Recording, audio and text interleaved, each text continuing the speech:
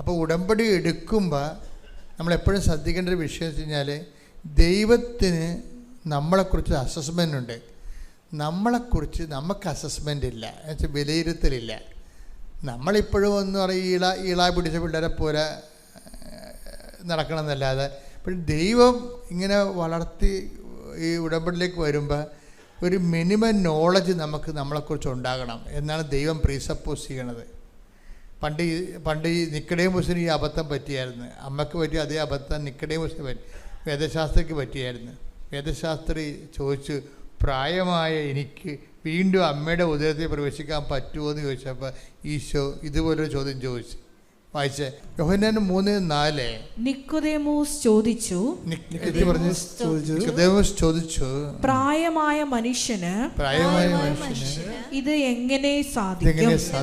അമ്മയുടെ ഉദരത്തിൽ വീണ്ടും പ്രവേശിച്ച് അവന് ജനിക്കുവാൻ കഴിയുമോ? ഈശോ എന്താ ചോദിച്ചത്?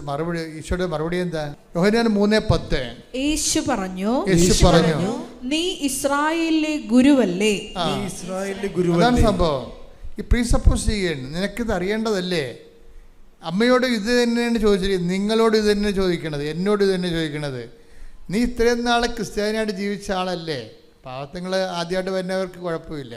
പക്ഷേ നമുക്ക് കുറേ നാൾ ധ്യാനമൊക്കെ കൂടി വരുമ്പോൾ ഈ ചോദ്യം വരും, എന്താണ്? നീ എത്രയോ വർഷങ്ങളായി വചനത്തിൽ എൻ്റെ കൂടെ നടക്കുന്നു. അമ്മയോട് ചോദിച്ചത് എന്താ? അമ്മയോട് എന്താ ചോദിച്ചത്? ഇപ്പോൾ ഇവിടെ എന്താ ഈ നിക്കോദേമോസിനോട് ചോദിക്കണത് എന്താണ്? നീ ഇസ്രയേലിലെ ഗുരുവല്ലേ, ഉപദേഷ്ടാവല്ലേ? എന്താ ചോദിച്ചിരിക്കണത്? നീ ഇസ്രായേലിലെ ഗുരുവല്ലേ, എന്നിട്ടും ഇക്കാര്യമൊന്നും മനസ്സിലാകുന്നില്ലേ? അതാണ് പറഞ്ഞത്. നീ ഇങ്ങനെ കുറേ ധ്യാനങ്ങളൊക്കെ കൂടിയില്ലേ, എന്നിട്ടും നിനക്കിത് മനസ്സിലാവണില്ല എന്ന്. അപ്പോൾ ഈ ധ്യാനങ്ങളൊക്കെ കൂടണ എന്തിനാണ്? രോഗശാന്തി പ്രാർത്ഥിക്കാനും കുടുംബകാര്യം നടക്കാനല്ല, കുറേ കാര്യങ്ങൾ മനസ്സിലാക്കാൻ വേണ്ടിയാണ്. പറഞ്ഞ മനസ്സിലായില്ലേ? നമ്മൾ ധ്യാനങ്ങളൊക്കെ കൂടണ എന്തിനാണ്? രോഗശാന്തി നേടാനും മകളെ കെട്ടിക്കാനും PR കിട്ടാനും അതൊന്നുമല്ല, അതിന് മാത്രമല്ല. എന്തിനാണ്? കുറേ കാര്യങ്ങൾ, ആത്മീയ കാര്യങ്ങൾ മനസ്സിലാക്കണം. ഒന്നിട്ട് വായിച്ച ഭാഗം.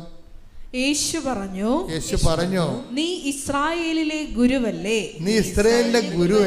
എന്നിട്ടും ഇക്കാര്യമൊന്നും മനസ്സിലാകുന്നില്ലേ?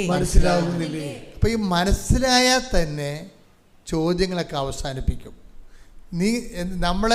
നീ എന്താണ്, ഞാൻ ഉടമ്പടി എടുത്തിട്ടും നീ എന്താണ് ഞങ്ങളോട് ഇങ്ങനെ ചെയ്തതെന്നല്ലേ പല ആൾക്കാരും ചോദിക്കണത്. അത് ചോദിക്കുന്നതിൻ്റെ കാരണം എന്താണ്? ദൈവത്തിൻ്റെ വചനങ്ങളെ അനുഭവങ്ങൾ, അടയാളങ്ങൾ മാത്രം അന്വേഷിക്കുകയും ദൈവത്തിൻ്റെ വചനങ്ങൾ ദൈവം ആഗ്രഹിക്കുന്ന പോലെ മനസ്സിലാക്കാൻ ശ്രമിക്കാത്തതാണ്.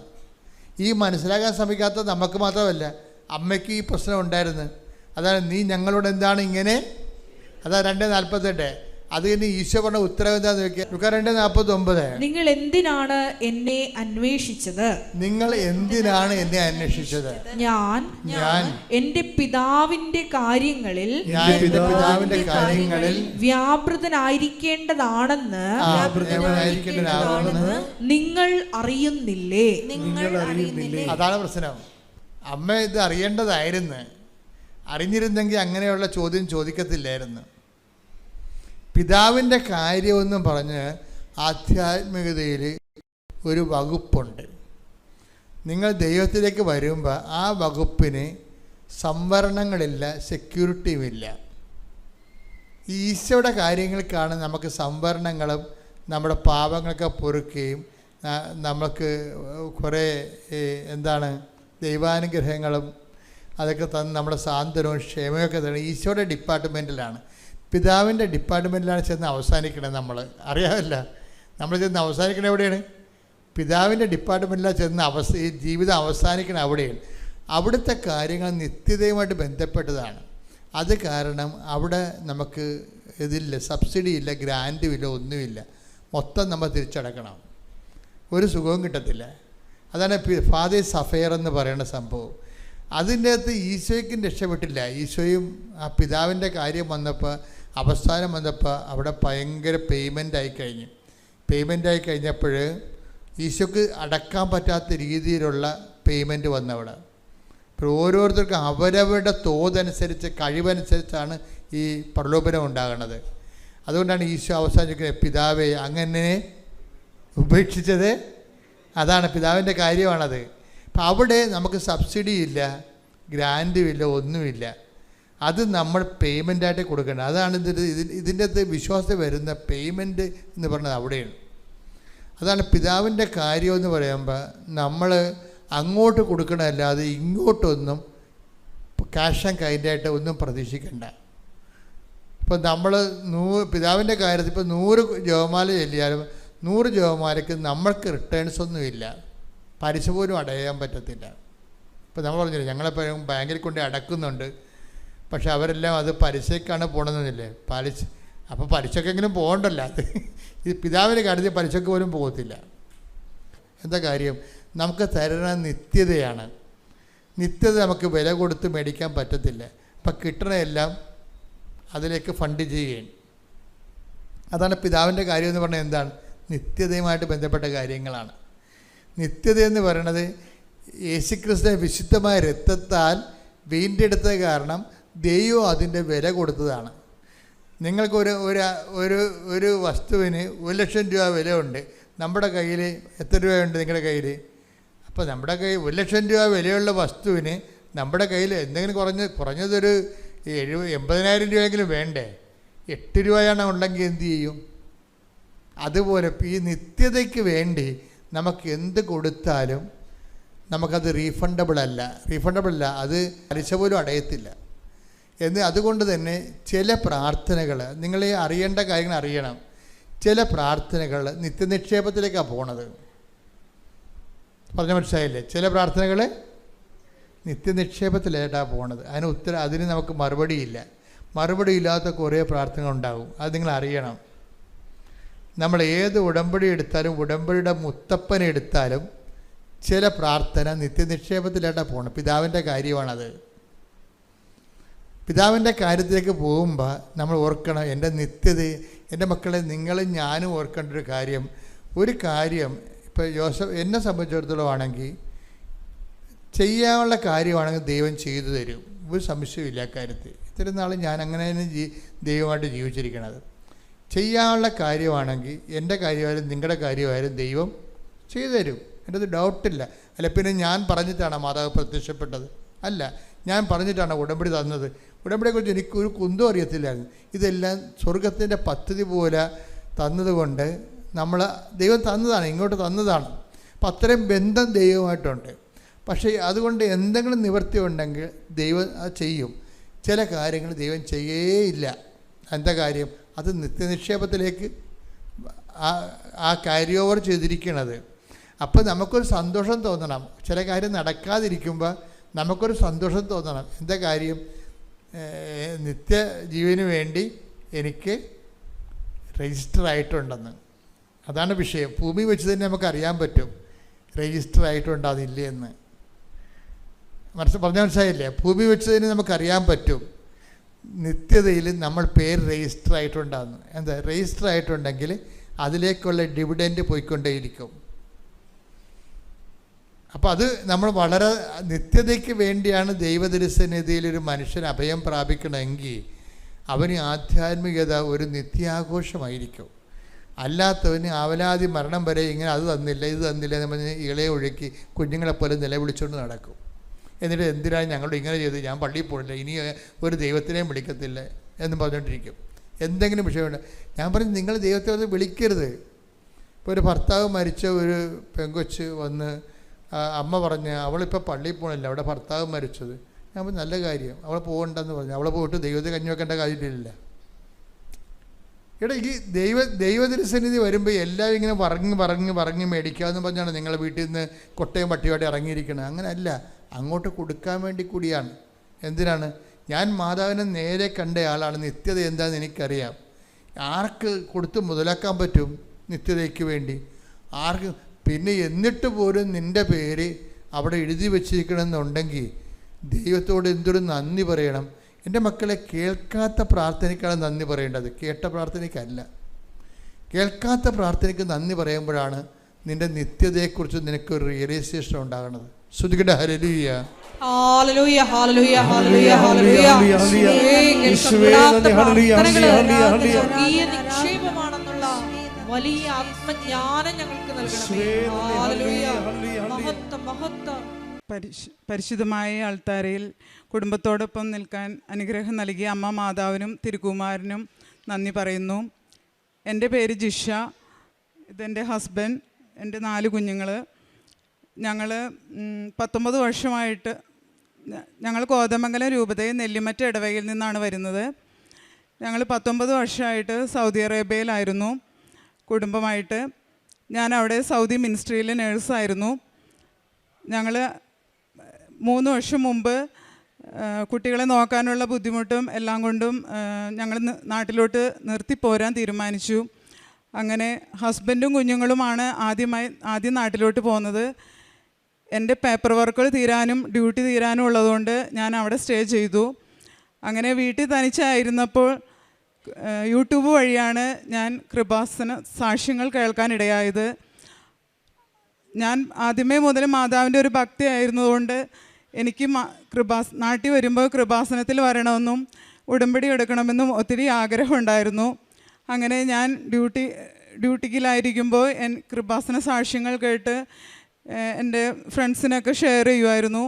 അങ്ങനെ ഞങ്ങൾ നാട്ടിൽ വന്നു കഴിഞ്ഞപ്പോൾ കൃപാസനത്തിൽ വന്നു, ഉടമ്പടി എടുത്തു. ഞാൻ ഉടമ്പടിയിൽ വെച്ച ഒരു നിയോഗമായിരുന്നു. എൻ്റെ ഹസ്ബൻഡിന് 23 വർഷമായിട്ട് അദ്ദേഹത്തിൻ്റെ കൈക്ക് ഒരു അലർജി പ്രോബ്ലം ഉണ്ടായിരുന്നു. വലത് കൈയുടെ ഫിംഗേഴ്സ് എല്ലാം ഡ്രൈ ആയിട്ട് ചൊറിഞ്ഞ് തടിച്ച് പൊട്ടുമായിരുന്നു. ഞങ്ങൾ ഒത്തിരി ഓയിൽമെൻറ്റ്സ് ഒത്തിരി ഉപയോഗിച്ചു. തൽക്കാലത്തേക്കുള്ള ആശ്വാസം മാത്രമേ ഉണ്ടായിരുന്നുള്ളൂ. അതിനുശേഷം ഉടമ്പടി എടുത്തതിന് ശേഷം ഞാൻ ഉടമ്പടി തൈലം കയ്യിൽ പുരട്ടി പ്രാർത്ഥിക്കുമായിരുന്നു. ഉടമ്പടി ഉപ്പ് അദ്ദേഹത്തിന് കഴിക്കാൻ കൊടുക്കും. ഞങ്ങൾ ജെറമ്യാ പ്രവാചകൻ്റെ പുസ്തകം 17-ാം അധ്യായം 14-ാം വാക്യം, കർത്താവേ എന്നെ സുഖപ്പെടുത്തണമേ, അപ്പോൾ ഞാൻ സൗഖ്യമുള്ളവനാകും. കർത്താവേ എന്നെ രക്ഷിക്കണമേ, അപ്പോൾ ഞാൻ രക്ഷ പ്രാപിക്കും. അങ്ങിൽ മാത്രമാണ് എൻ്റെ പ്രത്യാശ. ഈ വചനം ചൊല്ലി പ്രാർത്ഥിക്കുമായിരുന്നു. അങ്ങനെ അദ്ദേഹത്തിന് ഇപ്പോൾ കൈക്ക് രോഗസൗഖ്യം ലഭിച്ചു. ചെറിയ അലർജിയുടെ പ്രോബ്ലംസ് ആണ് ഉണ്ടായിരുന്നത് ഇപ്പോൾ ഉള്ളത്. അദ്ദേഹത്തിന് ഈ വെറ്റ് കാർപ്പറ്റ്സും ഹൗസ് ഹോൾഡ് ഐറ്റംസ് അങ്ങനെ എല്ലാം ടച്ച് ചെയ്യുമ്പോഴായിരുന്നു ഈ ബുദ്ധിമുട്ട് വന്നുകൊണ്ടിരുന്നത്. ഇപ്പോൾ ഒത്തിരി സൗഖ്യം ലഭിച്ചു. അമ്മ മാതാവിനും തിരുക്കുമാരനും നന്ദി പറയുന്നു. എൻ്റെ അടുത്ത സാക്ഷ്യം, എനിക്ക് 2 മാസമായിട്ട് പീരീഡ്സ് ആകുന്നില്ലായിരുന്നു. അങ്ങനെ ഞങ്ങൾ ഗൈനക്കോളജിസ്റ്റിനെ കണ്ടു. മാഡം പറഞ്ഞു നമുക്ക് മെഡിസിൻസ് വേണമെങ്കിൽ തരാം, അതല്ലാന്നുണ്ടെങ്കിൽ 1 വീക്ക് വെയിറ്റ് ചെയ്യാമെന്ന് പറഞ്ഞു. അപ്പോൾ ഞങ്ങൾ പറഞ്ഞു വെയിറ്റ് ചെയ്യാം. അങ്ങനെ 1 വീക്ക് വെയിറ്റ് ചെയ്തതിന് ശേഷം എനിക്ക് പീരീഡ്സായി. പക്ഷേ അത് ഒരു 15 ഡേയ്സോളം ബ്ലീഡിങ് ഉണ്ടായിരുന്നു. അത് സിവിയർ ബ്ലീഡിങ് ആയിരുന്നു. നമുക്ക് HB 11 to 12 വേണ്ട HB എനിക്ക് വെറും 7 കുറഞ്ഞു. അങ്ങനെ ഒത്തിരി ക്ഷീണമൊക്കെ ആയി കഴിഞ്ഞപ്പോൾ ഞങ്ങൾ ഡോക്ടറെ വീണ്ടും വന്ന് കണ്ടു. ഡോക്ടർ പറഞ്ഞു നമ്മൾക്കൊരു അബ്ഡോമിൻ സ്കാൻ ചെയ്ത് നോക്കാം. അങ്ങനെ സ്കാൻ ചെയ്തപ്പോൾ അതിനകത്ത് റൈറ്റ് ഓവേറിയിൽ സിസ്റ്റ് ആണെന്ന് പറഞ്ഞു. റിപ്പോർട്ട് കണ്ടു കഴിഞ്ഞപ്പോൾ ഡോക്ടർ പറഞ്ഞു നമുക്കൊരു ബ്ലഡ് ടെസ്റ്റ് ചെയ്യാം. CA-125 cancer antigen ടെസ്റ്റാണത്. അങ്ങനെ ബ്ലഡ് ടെസ്റ്റ് ചെയ്ത് 2 hours ആകും റിപ്പോർട്ട് കിട്ടുകയുള്ളൂ. അപ്പം ഡോക്ടർ പറഞ്ഞു നിങ്ങൾ വീടിനടുത്താണെങ്കിൽ നിങ്ങൾക്ക് പോയിട്ട് നാളെ വന്നാൽ മതി, അതല്ലാന്നുണ്ടെങ്കിൽ നിങ്ങൾ റിപ്പോർട്ട് കാണിച്ചിട്ട് പൊക്കോളാൻ പറഞ്ഞു. അപ്പോൾ ഞാൻ വീട്ടിൽ നിന്ന് പോരുമ്പോൾ എൻ്റെ കയ്യിൽ ഒരു കെട്ട് കൃപാസനം പത്രം കൊടുക്കാൻ വാങ്ങിച്ചിട്ടുണ്ടായിരുന്നു. അപ്പോൾ ഞാൻ ഇദ്ദേഹം എന്നോട് പറഞ്ഞു, ഇദ്ദേഹത്തിനാണെങ്കിൽ എന്ത് ബ്ലഡ് ടെസ്റ്റ് ആണെന്ന് അറിയില്ലായിരുന്നു. ഞാൻ ഇദ്ദേഹത്തോട് പറയാനും പോയില്ല എന്ത് ടെസ്റ്റാണെന്ന്. ഇദ്ദേഹം എന്നോട് പറഞ്ഞു നമുക്ക് ബ്ലഡ് എടുത്തു കൊടുത്തിട്ട് വീട്ടിൽ പോകാം. അപ്പം ഞാൻ പറഞ്ഞു എനിക്ക് കൃപാസനം പത്രം കൊടുക്കണം. ഞാനങ്ങനെ എല്ലായിടത്തും നടന്ന് ഹോസ്പിറ്റലിലും വഴിയിലൂടെ നടന്ന് എൻ്റെ കൃപാസനം പത്രം മുഴുവൻ കൊടുത്ത് തീർന്നപ്പോഴത്തേനും എൻ്റെ ബ്ലഡ് റിപ്പോർട്ട് വരുന്ന ടൈമായി. ഞങ്ങളങ്ങനെ റിപ്പോർട്ട് കളക്ട് ചെയ്തു, ഡോക്ടറെ കണ്ടു. എൻ്റെ റിപ്പോർട്ട് വെറും 4 റിസൾട്ട് ഉണ്ടായിരുന്നുള്ളൂ. നമുക്ക് നോർമലായിട്ട് CA 125 ബ്ലഡ് ടെസ്റ്റ് ബിലോ 35 ആണ് വരേണ്ടത്. എനിക്ക് വെറും 4 ആക്കി എൻ്റെ മാതാവ് എന്നെ അനുഗ്രഹിച്ചു. അതിനുശേഷം ഡോക്ടർ പറഞ്ഞു ഇങ്ങനെ സിസ്റ്റ് ഉള്ളതുകൊണ്ട് 3 മാസം മെഡിസിൻ കഴിക്കണം, അത് റെഗുലറായിട്ട് തന്നെ 3 മാസം കഴിക്കണമെന്ന് പറഞ്ഞു. ഞങ്ങൾ മെഡിസിൻ വാങ്ങിച്ചു. 28 ദിവസം ഞാൻ മെഡിസിൻ കഴിച്ചു, റെഗുലറായിട്ട് തന്നെ കഴിച്ചു. അതിനുശേഷം എനിക്ക് തോന്നി ഞാൻ എന്തിനാണ് ഈ മരുന്ന് മുഴുവൻ കഴിക്കുന്നത്. എൻ്റെ കയ്യിൽ ഉടമ്പടി തൈലമുണ്ട്, ഉടമ്പടി ഉപ്പുണ്ട്. അപ്പോൾ ഞാൻ ഇദ്ദേഹത്തോട് പറഞ്ഞു ഇനി മെഡിസിൻ വാങ്ങിക്കണ്ട, നമുക്ക് ഉടമ്പടി തൈലം ഉപയോഗിച്ച് വയറിൽ കുരിശ് വരച്ച് പ്രാർത്ഥിക്കാം. ഉടമ്പടി ഉപ്പ് ഞാൻ കഴിച്ചു, വചനം ചൊല്ലി പ്രാർത്ഥിച്ചു. അങ്ങനെ 3 മാസത്തിന് ശേഷം വീണ്ടും അടുത്ത സ്കാനിങ് ഉണ്ടായിരുന്നു. സ്കാൻ ചെയ്ത് റിപ്പോർട്ട് വന്നപ്പോൾ അത് നോർമലാണെന്ന് കണ്ടു. അമ്മ മാതാവിനും തിരുക്കുമാരനും കോടാനുകൂടി നന്ദി പറയുന്നു. എൻ്റെ 3ാമത്തെ സാക്ഷ്യം, എൻ്റെ 3ാമത്തെ മകൾ ജുവൽ മേരി, അവൾക്കാണെങ്കിൽ അലർജി കഫ് പ്രശ്നം ഉണ്ടായിരുന്നു. അത് ഒത്തിരി തണുത്ത വസ്തുക്കൾ, ഐസ്ക്രീം അങ്ങനെ എന്തെങ്കിലും കഴിക്കുമ്പോഴും തണുപ്പടിക്കുമ്പോഴാണ് കുഞ്ഞിന് ചുമ വന്നുകൊണ്ടിരുന്നത്. അത് രാത്രിയിലാണ് കൂടുതലും ഉണ്ടാകുന്നത്. കുഞ്ഞിന് ഉറങ്ങാനും ഒക്കെ ബുദ്ധിമുട്ടുണ്ടായിരുന്നു. ഞങ്ങളാണേലും ഉറങ്ങാതെ കുഞ്ഞിനെ നോക്കിയിരിക്കും. പലപ്പോഴും സ്കൂളിൽ പോകുമ്പോഴാണെങ്കിലും കുഞ്ഞിനെ ചുമച്ച് കൊച്ച് നിർത്താതെ ചുമയ്ക്കും. അവസാനം കുഞ്ഞ് ഛർദ്ദിക്കും. ആ ഛർദ്ദിച്ച് കഴിയുമ്പോഴാണ് അവൾ നോർമലാകുന്നത്. അങ്ങനെ ഞങ്ങൾ പലപ്പോഴും സ്കൂളിൽ നിന്ന് വിളിച്ചുകൊണ്ട് വരേണ്ട അവസ്ഥ വരെ ഉണ്ടായിട്ടുണ്ട്. ഞാൻ അമ്മ മാതാവിൻ്റെ ഉടമ്പടി തൈലം പുരട്ടി കുഞ്ഞിൻ്റെ നെറ്റിയിൽ കുരിശ് വരച്ച് പ്രാർത്ഥിച്ചു, നെഞ്ചത്തും കുരിശ് വരച്ച് പ്രാർത്ഥിച്ചു. ഉടമ്പടി ഉപ്പ് കുഞ്ഞിനെ എന്നും കഴിക്കാൻ കൊടുക്കുമായിരുന്നു. ഞാൻ മകളോട് പറയും, മോനെ നമുക്ക് കൃപാസനത്തിൽ വന്ന് അമ്മ മാതാവിനോട് മുമ്പിൽ സാക്ഷ്യം പറയാമെന്ന് മോൻ പറഞ്ഞ് പ്രാർത്ഥിച്ചോളാൻ പറഞ്ഞു. അങ്ങനെ പ്രാർത്ഥിച്ചതിൻ്റെ ഫലമായിട്ട് എൻ്റെ കുഞ്ഞിന് ഇപ്പോൾ ഒത്തിരി ആശ്വാസമുണ്ട്. അങ്ങനെ ഛർദ്ദിക്കുന്ന ചുമയൊന്നും കുഞ്ഞിനില്ല. നോർമലായിട്ട് എല്ലാ കുട്ടികൾക്കും തണുപ്പ് അടിക്കുമ്പോഴുള്ള ചുമയേ എൻ്റെ കുഞ്ഞിനുള്ളൂ. അമ്മ മാതാവിനും തിരുക്കുമാരനും നന്ദി. പ്രേക്ഷിത പ്രവർത്തനമായിട്ട് ഞാൻ എല്ലാ മാസവും കൃപാസനത്തിൽ വരും, പത്രം വാങ്ങിക്കും. പത്രം വാങ്ങിച്ച് എല്ലാവർക്കും വീടുകളിലും വഴികളിലും ബസ് സ്റ്റാൻഡിലും ഹോസ്പിറ്റലുകളിലുമായിട്ട് ഞാൻ പത്രം കൊടുക്കാറുണ്ട്. എൻ്റെ അനുഭവ സാക്ഷ്യങ്ങൾ പറയാറുണ്ട്, അവരുടെ സങ്കടങ്ങൾ കേൾക്കാറുണ്ട്, അവർക്ക് വേണ്ടി പ്രാർത്ഥിക്കും. അവരോട് പറയും കൃപാസനത്തിൽ പോയി പ്രാർത്ഥിക്കുന്ന കാര്യം. പിന്നെ അച്ഛൻ്റെ ഉടമ്പടി ധ്യാനം എല്ലാ ചൊവ്വാഴ്ചയും ലൈവായി തന്നെ ഞാൻ കൂടാൻ ശ്രമിക്കാറുണ്ട്. ആ ധ്യാനം എല്ലാവർക്കും, എൻ്റെ ഫ്രണ്ട്സിന് എല്ലാവർക്കും ഞാൻ ഷെയർ ചെയ്ത് കൊടുക്കും. അച്ഛൻ്റെ ഡെയിലി ബ്രെഡ് രാവിലെ ഞങ്ങൾ കുടുംബമായിട്ട് തന്നെ കേൾക്കും. എത്ര വൈകിയാലും ഞങ്ങൾ ജപമാല ചൊല്ലിയിട്ടാണ് ഞങ്ങൾ കിടക്കാറുള്ളൂ. കാരുണ്യ പ്രവൃത്തികളായിട്ട് ഞങ്ങളുടെ അടുത്ത ഗവൺമെൻറ് ഹോസ്പിറ്റലിൽ ഞങ്ങൾ കുറച്ച് കൃപാസനത്തിലെ കുറച്ച് ചേച്ചിമാർ കൂടി പോയി ഭക്ഷണത്തിന് പൈസ കൊടുത്ത് നമ്മൾ ഭക്ഷണം ഉണ്ടാക്കാൻ അവരെ സഹായിക്കും.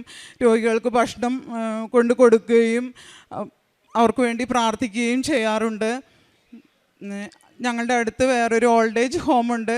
അവിടെ ഞങ്ങൾ കുടുംബമായിട്ട് തന്നെ പോവും. എൻ്റെ കുഞ്ഞുങ്ങൾക്കാണേലും അമ്മമാരുടെ അടുത്ത് പോകാൻ ഒത്തിരി ഇഷ്ടമാണ്. അത് അമ്മമാരുടെ ഓൾഡ് ഏജ് ഹോമാണ്. അവിടെ ഞങ്ങൾ പോയി അമ്മമാർക്ക് ഭക്ഷണം ഉണ്ടാക്കി കൊടുക്കുകയും അവരുടെ കൂടെ ഭക്ഷണം കഴിക്കാനായിട്ട് അവരുടെ കൂടെ ഇരിക്കുകയും അവർക്ക് അവരുടെ സങ്കടങ്ങൾ കേൾക്കാനും അവർക്ക് വേണ്ടി പ്രാർത്ഥിക്കുകയും ചെയ്യാറുണ്ട്. അതുപോലെ തന്നെ എൻ്റെ കുഞ്ഞുങ്ങൾ അവർക്ക് പാട്ട് പാടിയും ഡാൻസ് കളിച്ചും എല്ലാം അവർ ഒത്തിരി സന്തോഷമായിട്ടാണ് ഞങ്ങൾ അവിടെ നിന്ന് പോരുന്നത്. ആത്മീയമായിട്ട് എനിക്ക് കിട്ടിയ അനുഗ്രഹം എന്ന് പറഞ്ഞാൽ ഞങ്ങൾക്ക് ഡെയിലി വിശുദ്ധ കുർബാനയിൽ സംവദിക്കാനുള്ള അനുഗ്രഹം ലഭിച്ചു. ഞങ്ങൾ കുടുംബത്തോടൊപ്പം ഞാനും ഹസ്ബൻഡും എൻ്റെ മൂത്ത കുട്ടിയും കൂടി എല്ലാ ദിവസവും ഞങ്ങൾ വിശുദ്ധ കുർബാനയിൽ സംബന്ധിക്കും. ഒരു ദിവസം വിശുദ്ധ കുർബാനയിൽ സംവദിക്കാൻ പറ്റിയില്ലെങ്കിൽ ഒത്തിരി വിഷമമായിരിക്കും. എല്ലാ അനുഗ്രഹങ്ങൾക്കും തിരുക്കുമാരനും അമ്മ മാതാവിനും നന്ദി പറയുന്നു. എൻ്റെ പേര് ക്രിസ്റ്റി. ഞാൻ കണ്ണൂർ ജില്ലയിൽ നിന്നാണ് വരുന്നത്. ആദ്യം തന്നെ അമ്മ മാതാവിനും ഈശോയോടും സാക്ഷ്യം പറയാൻ വൈകിയതിൽ ക്ഷമ ചോദിക്കുന്നു. 2022 ജൂണിലാണ് ഞാനിവിടെ വന്ന് ഉടമ്പടി എടുക്കുന്നത്. എൻ്റെ ഫ്രണ്ട് പറഞ്ഞിട്ടാണ് ഞാനിവിടെ വരുന്നത്. OIT പഠിക്കുന്ന സമയത്തായിരുന്നു ഞാൻ ഇവിടെ വന്നത്. ഉടമ്പടി എടുത്തു എന്നല്ലാതെ ആ ഉടമ്പടിയിൽ ആഴമായി പ്രാർത്ഥിക്കുകയോ അങ്ങനെയൊന്നും ചെയ്തില്ല. അത്യാവശ്യം പ്രാർത്ഥിച്ചിരുന്നു ഞാൻ, അത് തന്നെ കണ്ടിന്യൂ ചെയ്തു. അങ്ങനെ OET 3 തവണ എഴുതി, കിട്ടിയില്ല. അങ്ങനെ സൗദിക്ക് പോകാനുള്ള പ്രോസസ്സിങ് സ്റ്റാർട്ട് ചെയ്തു. എല്ലാ കാര്യങ്ങളും തടസ്സങ്ങളും കൂടാതെ എല്ലാം നടന്നു. അതിനുശേഷം ഞാൻ വീണ്ടും വന്ന് ഉടമ്പടി പുതുക്കി സൗദിക്ക് പോവുകയും അവിടെ നല്ലൊരു ഹോസ്പിറ്റലിൽ ഇൻ്റർവ്യൂ സെലക്ട് ആവുകയും ചെയ്തു. അത് കഴിഞ്ഞ് എക്സാം ഇവിടുന്ന് എഴുതാതെ അവിടെ ചെന്നിട്ട് എഴുതാൻ വേണ്ടിയാണ് ഇരുന്നത്. അവിടെ ചെന്ന് അവിടുത്തെ വർക്ക് പ്രഷർ മൂലം എക്സാമിന് ഫെയിലായാൽ മതിയെന്ന് ചിന്തിച്ചു. അങ്ങനെ ഒരു കോച്ചിങ്ങും അറ്റൻഡ് ചെയ്തില്ല. കുറച്ച് ക്വസ്റ്റ്യൻസ് മാത്രമാണ് ഞാൻ നോക്കിയിരുന്നത്. എക്സാം എടുക്കാറായപ്പോൾ എനിക്കൊരു പേടി, അമ്മ മാതാവേ തോറ്റുപോയാൽ എല്ലാവരുടെയും കളിയാക്കൽ കേൾക്കേണ്ടി വരുമല്ലോ എന്ന്. എന്നിരുന്നാലും ഞാൻ തോറ്റുപോയാലും ഒരുപാട് മാർക്കിന് തോറ്റുപോവല്ലേ എന്ന് പ്രാർത്ഥിച്ചു. അങ്ങനെ എക്സാമിന് പോയി.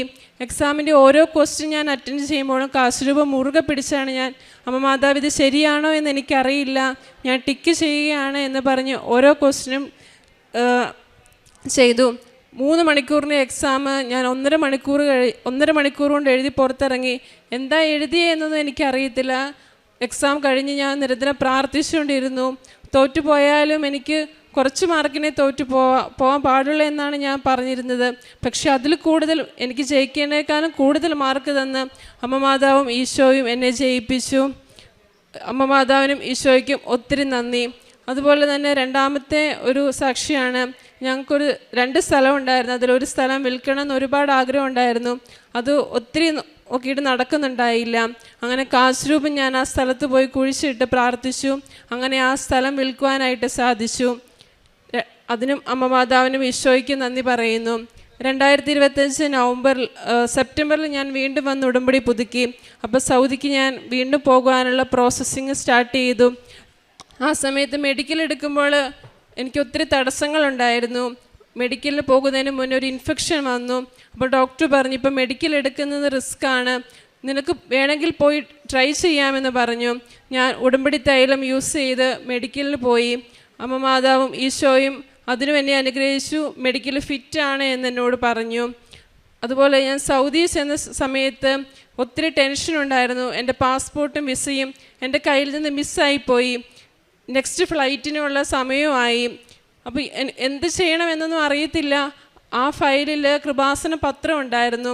ഞാൻ അമ്മ മാതാവിനോട് ഒത്തിരി പ്രാർത്ഥിച്ചു, എനിക്ക് നെക്സ്റ്റ് ഫ്ലൈറ്റ് പോകാനുള്ള സമയമായി, ഞാൻ എന്ത് ചെയ്യും? വിസയും പാസ്പോർട്ടും ഇല്ലാണ്ട് എനിക്കൊരിക്കലും പോകാൻ കഴിയില്ല നെക്സ്റ്റ് ഫ്ലൈറ്റിന്. അങ്ങനെ ഓഫീസിൽ ചെന്നപ്പം ഇവിടെ ഇല്ല എന്ന് പറഞ്ഞു. അങ്ങനെ ഞാൻ ഏത് ടെർമിനലാണെന്ന് പോലും എനിക്ക് നോക്കാനുള്ളൊരു ധൈര്യം ഉണ്ടായിരുന്നില്ല. ആരോ പറഞ്ഞു വിട്ടതുപോലെ ഒരു ബ്രദർ എൻ്റെ അടുത്ത് വന്നു.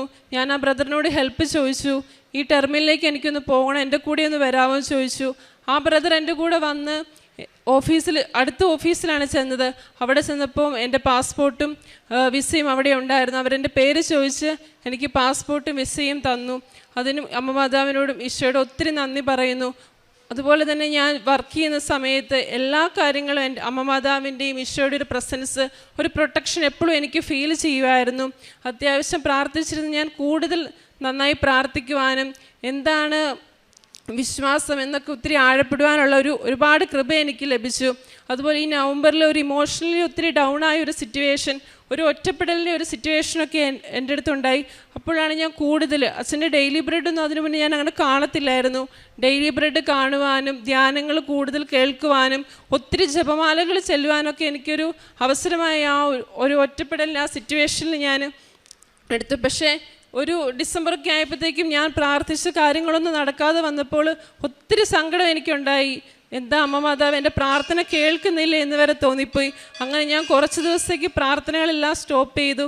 പെട്ടെന്ന് എനിക്കൊരു തോന്നൽ, ഞാൻ പ്രാർത്ഥന സ്റ്റോപ്പ് ചെയ്ത് കഴിഞ്ഞിട്ടും കാര്യമൊന്നുമില്ല, അമ്മ മാതാവ് എൻ്റെ കൂടെ ഉണ്ടെന്നൊരു പ്രസൻസ് ഫീൽ ചെയ്യാൻ വേണ്ടി തന്നൊരു അനുഭവമായിട്ട് ഞാൻ അതിനെ കാണുന്നു. അതുപോലെ തന്നെ പ്രേക്ഷിത പ്രവർത്തനമായിട്ട് ഞാൻ ചെയ്തത് പത്രങ്ങൾ ചർച്ചുകളിൽ, ഓട്ടോ സ്റ്റാൻഡ്, അതുപോലെ വീടുകളിലൊക്കെ കൊടുക്കുമായിരുന്നു. കാരുണ്യപ്രവർത്തികളായിട്ട് എൻ്റെ മുന്നിൽ ആര് വന്നാലും അവർക്ക് വേണ്ട കാര്യങ്ങൾ ചെയ്തു കൊടുക്കുകയും അതുപോലെ വൃദ്ധസദനത്തിൽ ക്യാഷ് കൊടുക്കുകയും അതുപോലെ ഒരു ചിൽഡ്രൻസിന് കുറച്ച് അങ്ങനെ ചിൽഡ്രൻസിനെ സഹായിക്കാൻ വേണ്ടിയിട്ടൊരു അങ്ങനെ അവരെ ഹെൽപ്പ് ചെയ്യാൻ സാധിച്ചിട്ടുണ്ട്. പിന്നെ ആത്മീയമായിട്ട് ജീവിതത്തിൽ ഒത്തിരി ജപമാലകൾ ചെല്ലുവാനും ബൈബിൾ വായിക്കുവാനും അതുപോലെ തന്നെ ഒത്തിരി എന്താ പറയുക, വിശ്വാസ ജീവിതത്തിലേക്ക് ഒത്തിരി ആഴപ്പെടുവാനുള്ള ഒരു കൃപ ലഭിച്ചു.